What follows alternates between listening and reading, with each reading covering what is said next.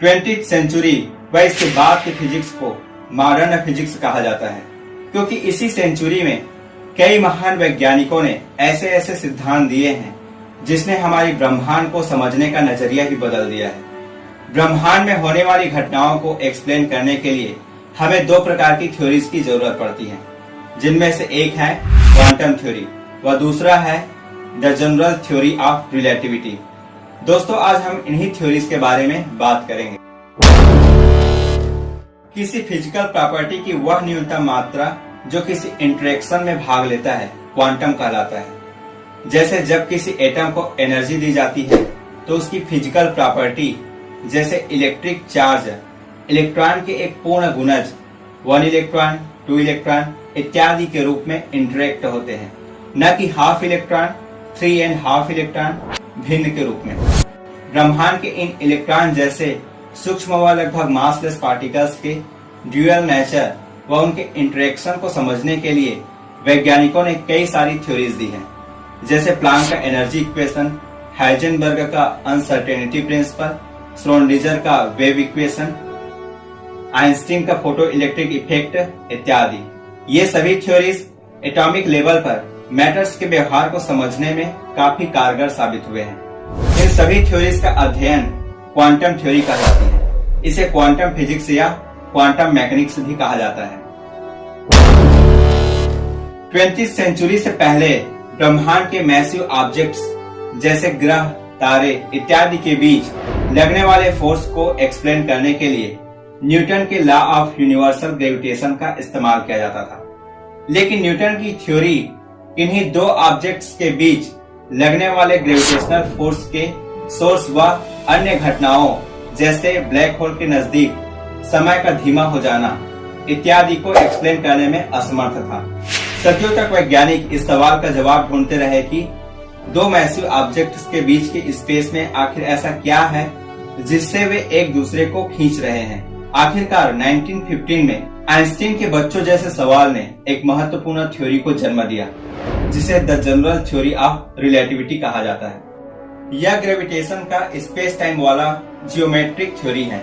इस सिद्धांत के अनुसार पूरे ब्रह्मांड में स्पेस टाइम एक फैब्रिक या ग्रिड के रूप में व्याप्त है। मैसिव ऑब्जेक्ट्स जैसे ग्रह, तारे अपनी साइज व मास के अनुसार स्पेस टाइम को डिस्टॉर्ट अर्थात विकृत करता है। जो ऑब्जेक्ट जितना बड़ा होता है वह उतना ही ज्यादा स्पेस टाइम को विकृत करता है। स्पेस टाइम फैब्रिक में इस विकृति के कारण ही बड़े ऑब्जेक्ट के आसपास मौजूद छोटे ऑब्जेक्ट्स उसकी ओर खींचने लगते हैं। इसी पुलिंग इफेक्ट को ही ग्रेविटेशनल फोर्स कहा जाता है।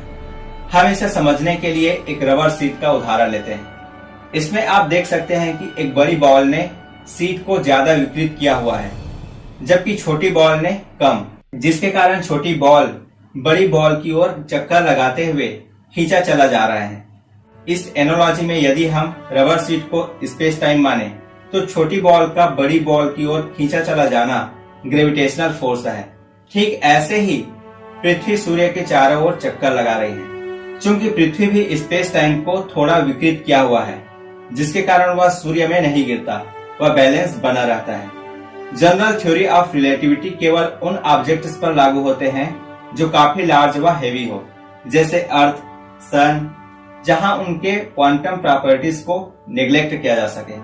जबकि क्वांटम थ्योरी केवल उन पार्टिकल्स के लिए लागू होते हैं जिनकी साइज काफी स्मॉल व मास बहुत कम हो, जैसे इलेक्ट्रॉन, जहां उनके ग्रेविटेशनल फोर्स को नेग्लेक्ट किया जा सके।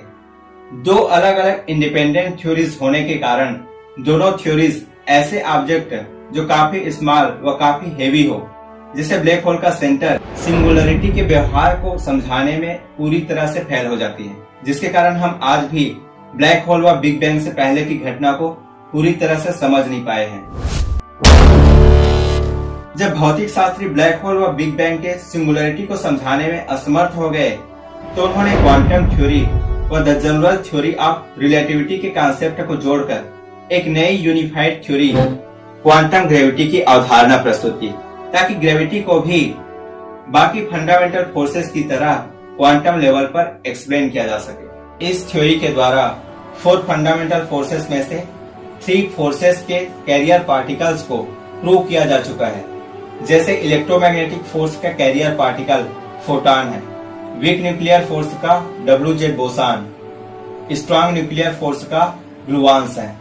साइंटिस्ट प्रिडिक्ट करते हैं कि जिस प्रकार इलेक्ट्रोमैग्नेटिक फोर्स के कैरियर का काम मासलेस फोटॉन करते हैं तथा इस फोर्स का रेंज इन्फिनिट होता है, उसी प्रकार ग्रेविटेशनल फोर्स को कैरी करने वाले मासलेस पार्टिकल भी होना चाहिए, क्योंकि ग्रेविटेशनल फोर्स का रेंज भी इन्फिनिट होता है। ग्रेविटेशनल फोर्स को कैरी करने वाली ऐसी हाइपोथेटिकल पार्टिकल को ग्रेविटॉन कहा जाता है। ग्रेविटेशनल फोर्स बाकी फंडामेंटल फोर्सेस से अत्यधिक वीक होने के कारण क्वांटम लेवल पर इसका इफेक्ट लगभग ना के बराबर होता है।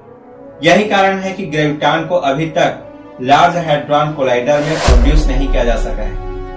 क्वांटम ग्रेविटी ग्रेविटॉन के अस्तित्व को प्रूव करने में असमर्थ हो जाता है, इसलिए एक नई हाइपोथेटिकल थ्योरी स्ट्रिंग थ्योरी की कल्पना की गई है। स्ट्रिंग थ्योरी एक ऐसी हाइपोथेटिकल थ्योरी है जो ब्रह्मांड के सभी फिजिकल एस्पेक्ट्स को एक साथ लिंक करके फुल्ली एक्सप्लेन करता है।